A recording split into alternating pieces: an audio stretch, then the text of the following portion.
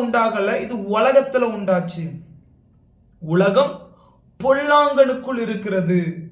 அப்போ கர்த்தர் சொல்றாரு, இந்த இச்சைங்கிறத நான் உருவாக்கல, இந்த இச்சை உலகத்துல உண்டாச்சு.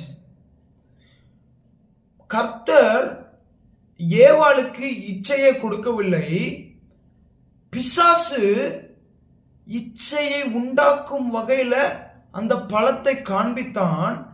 ஏவாளுக்குள்ள இச்சை உண்டாயிற்று, அது உலகத்துல உண்டாயிற்று.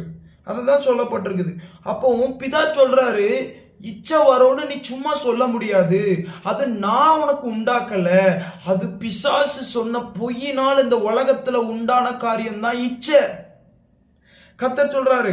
அப்ப இதுல இருந்து ஒண்ணு கண்டுபிடிக்கணும். வேதத்தில் எழுதப்பட்டிருக்குது, யாக்கோபு 1:13-14, சோதிக்கப்படுகிறவன் எவனும் நான் தேவனால் சோதிக்கப்படுகிறேன் என்று சொல்லாதிருப்பானாக. தேவன் பொல்லாங்கினால் சோதிக்கப்படுகிறவர் அல்லவே, ஒருவனையும் அவர் சோதிக்கிறவரும் அல்ல. அவனவன் தன் தன் சுய இச்சையினாலே இழுக்கப்பட்டு சிக்குண்டு சோதிக்கப்படுகிறான் அப்படின்னு சொல்லி யாக்கோபு எழுதியிருக்கிறத பார்க்க முடியும். அப்ப அவன் சுய இச்சையினால பிசாசு கொடுக்கிற டெம்டேஷன் வந்த உடனே நம்ம பாடி அதற்கு விட்டு கொடுத்துடுறோம். நம்ம விட்டு கொடுக்கறதுனால என்ன ஆகுதுன்னா நம்ம இச்சையில மாட்டிக்கிறோம். தெளிவா தெரியணும்.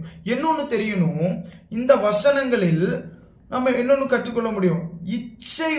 இச்சைக்கும் தேவனுக்கும் எந்த சம்பந்தமும் இல்லைன்னு இந்த பகுதியில் நம்ம படிக்க முடியும். இன்னொரு வசனத்தை கூட நம்ம வாசிக்கலாம். 2 தீமோத்தேயு 2:26 இப்படி எழுதப்பட்டிருக்குது, பிசாசானவனுடைய இச்சையின்படி செய்ய அவனால் பிடிக்கப்பட்டு இருக்கிற அவர்கள் மறுபடியும் மயக்கம் தெளிந்து அவன் கண்ணிக்கு நீங்கத்தக்கதாகவும் சாந்தமாய் அவர்களுக்கு உபதேசிக்க வேண்டும். 2 தீமோத்தேயு 2:26 எப்படி எழுதப்பட்டிருக்குது. பவுல் எழுதுறாரு, பிசாசினுடைய இச்சையின்படி. அப்போ நிறைய மனுஷங்க இந்த உலகத்துல தங்களுடைய இச்சையின்படி போகல, பிசாசுடைய இச்சையின்படின்னு சொல்லி வேதத்தில் எழுதப்பட்டிருக்குது. அப்போ இந்த பிசாசினுடைய இச்சையில மாட்டிக்கிட்டு இருக்கிறவங்களுக்கு விடுதலை யாரு கொடுக்க முடியும் தெரியுமா? வசனம், உபதேசிக்கிறது. அப்போ hearing messages or reading Bible, it can deliver you. That's a Bible is telling that only. கொஞ்சம் பாருங்களேன், கர்த்தர் அதை தான் நம்மகிட்ட பேசுறாரு.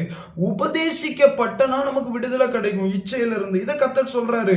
அதான் இச்சை பிசாசு வச்சிருக்கிற ஒரு கண்ணி.